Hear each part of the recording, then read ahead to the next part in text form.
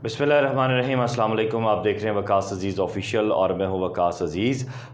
PTV के हवाले से एक और वीलॉग के साथ मैं हाज़िर खिदमत हूं और ये बोर्ड ऑफ़ डायरेक्टर्स के हवाले से है। कुछ चुनिंदा नाम हैं और उनकी जो तमाम तर सलाहियतें हैं और क्वालिफ़िकेशंस हैं, यानी ये इतने मुक़द्दस बोर्ड ऑफ़ डायरेक्टर्स हैं कि इन्होंने आइन और क़ानून जो पाकिस्तान का है उसको पामाल करते हुए अपनी तक़र्रियों को यकीनी बनाया है। और इनके कारहाय नुमायाँ क्या हैं वो मैं आज के वीलॉग में आपके साथ डिस्कस करूंगा, लेकिन उससे पहले गुजारिश करूंगा कि आखिर तक इसे सुनिएगा और इस लिंक को ज़्यादा से ज़्यादा शेयर कीजिएगा।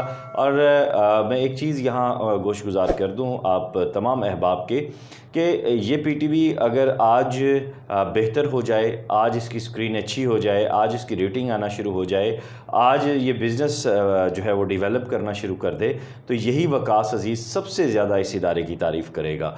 मेरी इसके साथ कोई ज़ाती दुश्मनी नहीं है। ये पाकिस्तानी अवाम के खून पैसे की कमाई से चलने वाला इदारा है, टैक्स से चलने वाला इदारा है। और क्यों हम ऐसे लोगों को अपने दरमियान बर्दाश्त करें जो इंतहाई करप्ट और बदबूदार अनासिर है। मेरा सवाल सिर्फ इतना है और मैं दोबारा इमरान खान साहब वज़ीर-ए-आज़म पाकिस्तान से ये दरख्वास्त करूँगा कि इंसाफ वो कब देंगे। ये सवाल भी है, ये दरख्वास्त भी है कि इंसाफ वो कब देंगे।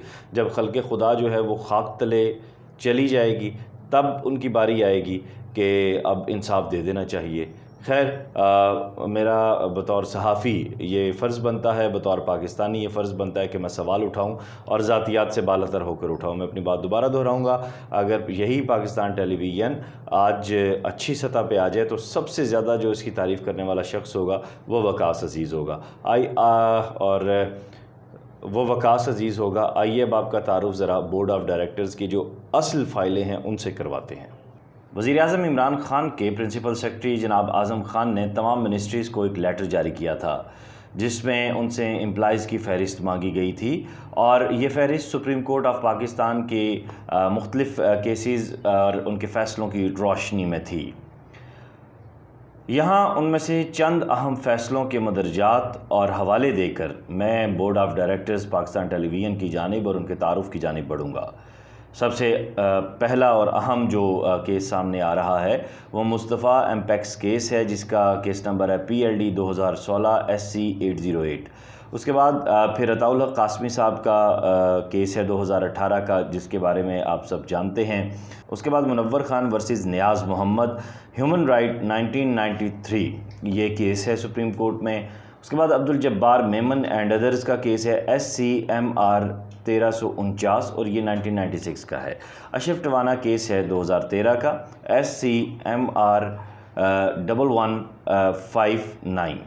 सुप्रीम कोर्ट के इन जजमेंट्स की रोशनी में और आईने पाकिस्तान की रूह से पीटीवी के 7 मेंबरान गैर कानूनी हैं और वो इस मयार पर पूरा नहीं उतरते कि वो पीटीवी के मेंबर बन सकें। उनमें से पहला नाम है जनाब अरशद खान का, इल्लीगल बोर्ड मेंबर हैं और उसके साथ साथ head of project development company, वो कंपनी जो शायद पता नहीं कब बनेगी या तरक्की करेगी या उसके मदरजात क्या होंगे। अताउल्लाह कासमी केस की जजमेंट के मुताबिक अरशद खान की बोर्ड में इंडक्शन और बतौर चेयरमैन तकर्री गैर कानूनी है और तौहीन अदालत भी है, क्योंकि वफाकी हुकूमत ने उम्र की हद को रिलैक्स करने के लिए कोई सरकारी इजाज़तनामा अरशद खान के हवाले से जारी नहीं किया हुआ। अरशद खान आईने पाकिस्तान के rule 2D12E of public sector company 2013 के तहत पीटीवी के साथ माली तौर पर मुंसलिक होने की वजह से कॉन्फ्लिक्ट ऑफ इंटरेस्ट का शिकार हैं, इसलिए मेंबर होने के अहल नहीं हैं क्योंकि इनके माली मफादात सामने आ चुके हैं।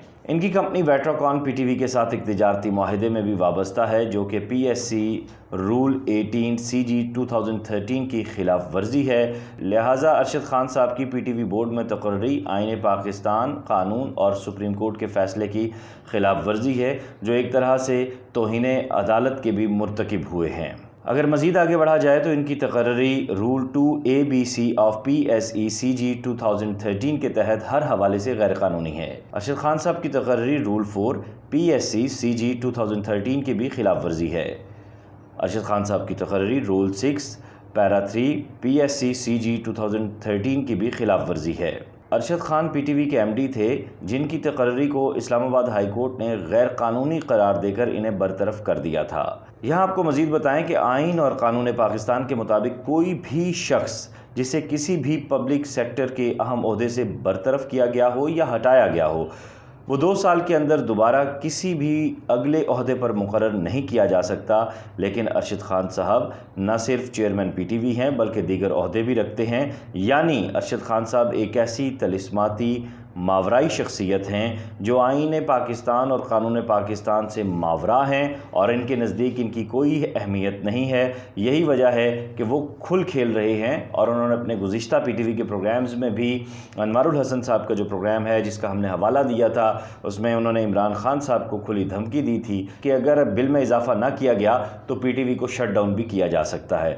یقیناً ارشد خان صاحب کے پاس ایسی کوئی کنجی ہے کہ جس کو وہ گھمائیں گے اور پھر ان کے سارے مسئلے حل ہو جائیں گے۔ مبینہ طور پر ارشد خان صاحب طویل عرصے سے یو اے ای کے اقامہ بردار بھی ہیں، اور اگر اقامے کی بات کی جائے تو پاکستان کے پارلیمان میں ایک طویل عرصے تک اقامہ برداروں کی باز گشت اور گونج رہی ہے، اور آج بھی سیاست کی راہداریوں میں کہیں کہیں اقامے والے موڑ آ جاتے ہیں۔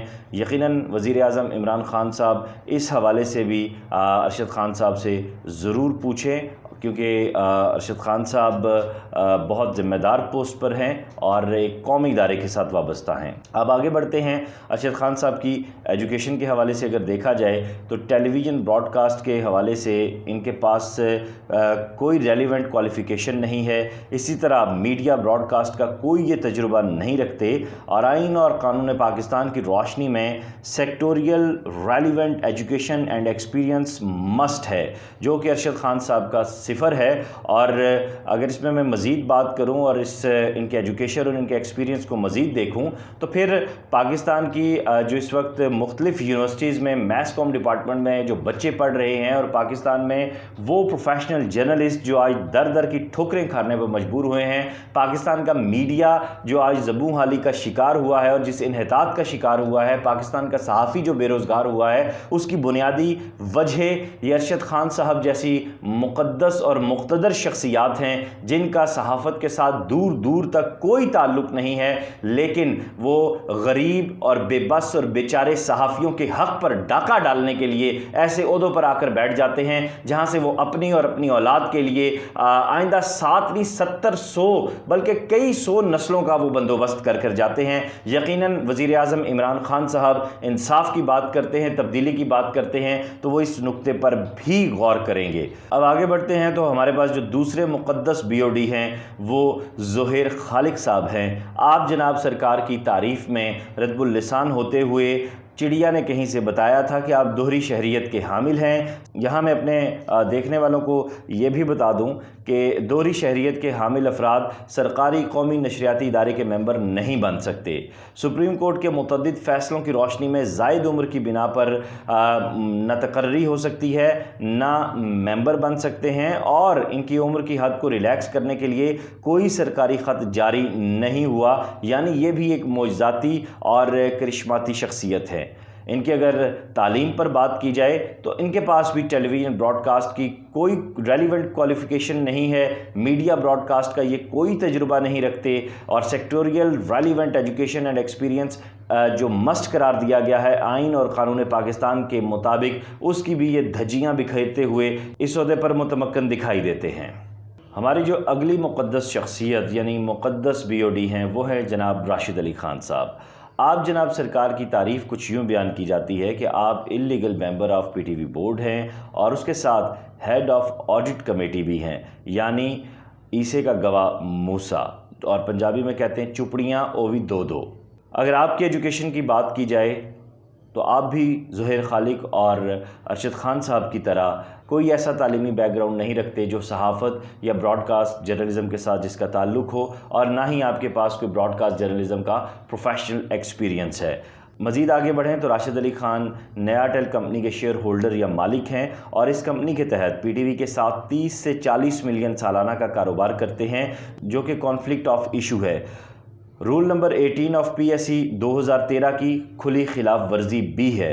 ان کی تقرری rule 3 section 5 of P S C C G 2013 کی خلاف ورزی ہے۔ پاکستان کے آئین اور قانون کے مطابق اور SECP کے قوانین کے تحت کوئی ایک فرد 5 سے زائد کمپنیز کے BOD کا ممبر نہیں بن سکتا، لیکن راشد علی خان صاحب 9 کمپنیز کے ممبر ہیں، اور اگر اس بات کو کلیت میں دیکھا جائے تو یہ ایک نئی روایت قائم ہو رہی ہے آئین شکنی اور قانون شکنی کی۔ ہمارے اگلے مقدس BOD محمد علی بخاری صاحب ہیں۔ آپ ایک معصوم شخصیت ہیں، BA LLB ایڈوکیٹ ہیں، اور اس کے ساتھ ساتھ انصاف لائر ینگ ایسوسی ایشن اسلام آباد کے سرگرم کارکن اور عہدیدار بھی ہیں۔ آپ کی تعلیمی قابلیت پر بھی نظر دوڑائی جائے تو آپ بھی اپنے پیش رووں کے نقش قدم پر چل رہے ہیں۔ آپ کا صحافت کے ساتھ اور براڈ کاسٹ جرنلزم کے ساتھ دور دور تک نہ کوئی تعلق ہے اور نہ ہی کوئی آپ عملی تجربہ رکھتے ہیں۔ ہمارے اگلے مقدس BOD اعجاز الحسن صاحب ہیں۔ آپ کی ایج لمٹ جو ہے وہ زیادہ ہے اور آپ PTV کا پروگرام آرٹ کیفے کرتے رہے ہیں، اور کیا یہ کنفلکٹ آف انٹرسٹ نہیں بنتا؟ اگر آپ کی بھی ایجوکیشن پر نظر دوڑائی جائے تو جس طرح دیگر بورڈ آف ممبرز جن کی میں نے کوالیفیکیشن اور اس کے ساتھ ساتھ ان کا پروفیشنل میڈیا ایکسپیرینس آپ کے ساتھ شیئر کیا، تو ویسا ہی اعجاز الحسن صاحب کے پاس بھی ایجوکیشن کی اگر بات کی جائے تو ویسا کوئی منظرنامہ ہمیں دکھائی نہیں دیتا۔ ہمارے آج کے ویلاگ کے آخری اور مقدس ترین BOD ہیں میاں یوسف صلاح الدین۔ آپ جناب سرکار میٹرک پاس ہیں، 70 سال سے زائد آپ کی عمر ہے، اور role 2D1234 of PSC role 13 کے ساتھ آپ کنفلکٹ آف انٹرسٹ کے مرتکب ہوئے ہیں، کیونکہ 5 سال سے آپ پروگرام ورثہ کر رہے ہیں، اور یوسف صلاح الدین صاحب اس پروگرام کی آڑ میں PTV سے فی پروگرام 4 سے 5 لاکھ روپے ویکلی وصول کرتے ہیں، اور اس طرح اگر دیکھا جائے تو آپ کی تنخواہ MD اور چیئرمین سے زیادہ بنتی ہے۔ اس کے ساتھ ساتھ اگر دیکھا جائے تو آپ ہوسٹنگ کے نام پر 40,000 فی پروگرام وصول کرتے ہیں ہر ہفتے۔ اسی طرح آپ نے اپنے بیٹے جلال سیٹھی کے نام پر الجنت ایونٹس کے نام سے کمپنی بنائی ہوئی ہے، اور آپ PTV سے 65,000 روپیہ اس کمپنی کے لیے بھی وصول کرتے ہیں، جو کہ لائٹس ایفیکٹس پروموشن کے نام پر ہے، اور اس کو 2 حصوں میں تقسیم کیا گیا ہے، 40,000 اور 25,000۔ اسی طرح اگر آگے بڑھیں تو حویلی کا کرایہ آپ 30,000 سے زائد وصول کرتے ہیں، جو کہ ہر ہفتے دیا جاتا ہے۔ ڈیکوریشن آف وینیو کے نام پر آپ 25,000 وصول کرتے ہیں۔ ناظرین کرام، یہ ہیں پاکستان ٹیلی ویژن کے بورڈ آف ڈائریکٹرز، جو کہ بہت ہی معزز اور مقدس اشخاص ہیں، اور قوم کے پیسے کو کس طرح یہاں پہ جو ہے وہ چونا لگایا جا رہا ہے، قوم کو کیسے ماموں بنایا جا رہا ہے، یہ سب آپ دیکھ چکے ہیں۔ اب آئندہ آنے والے دنوں میں مزید بھی انکشافات آپ کے پاس لے کر آؤں گا۔ سوال اٹھانا، چیزوں کو ایکسپلور کرنا میرا کام ہے۔ میری پاکستان کے پارلیمنٹ میں جو بیٹھے ہوئے مقتدر لوگ ہیں ان سے، اور اداروں میں جو مقتدر لوگ موجود ہیں ان سے گزارش ہے کہ براہ کرم ان تمام نکات کی آپ اپنے انداز میں چھان بین کروا سکتے ہیں، اور ان کو درست پا کر پلیز قوم کے اوپر یہ جو بوجھ بنا ہوا ہے اس کو ہٹائیے، اور کہیں سے کوئی سکھ کا سانس اس قوم کو آنے دیں۔ اپنا خیال رکھیے گا۔ خدا حافظ۔